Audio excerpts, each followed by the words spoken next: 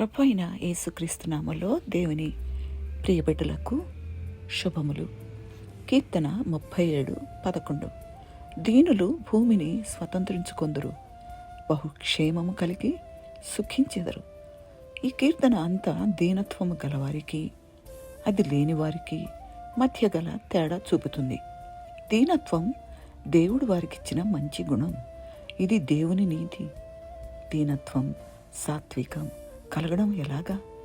ఇతర ఆత్మీయమైన గుణాలు కలగడం ఎలాగో ఇది అలాగే. ఇవన్నీ దేవుని ఆత్మ మాత్రమే మనలో కలుగు చేయగలడు. మనం దేవునికి లోబడుతూ ఉంటే ఆయనే మనలో కలుగు చేస్తాడు. మనిషికి తన గురించి, ఇతరుల గురించి సరైన అభిప్రాయాన్ని, దేవుని పట్ల సరైన మనసును కలిగించడం మూలంగానే ఆయన ఇలాంటి గుణాన్ని మనిషిలో పుట్టించి పెంపొందిస్తాడు.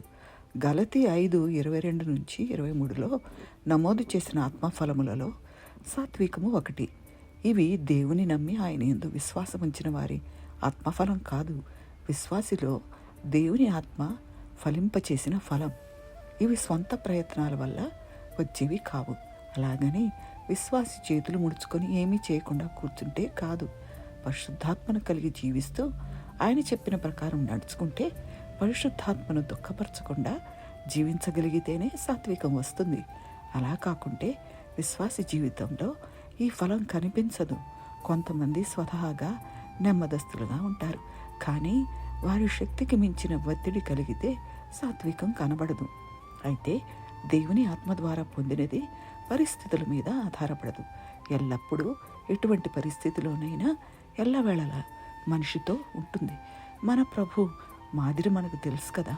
దూషించిన బదులు దూషించని సాత్వికం ఆయనలో మనకు కనబడింది. మనకే కాదు, లోకమంతటికీ తెలుసు. ప్రభువుని వెంబడించే వారికి ఆయన మాదిరి చూపించారు. మనం దేవునికి విధేయులమై ఈ ఆత్మఫలం పొందుకుందాం. ఆత్మఫలంలో ఫలం అనే మాట కాలక్రమేణా జరుగుతున్న అభివృద్ధిని సూచిస్తున్నది.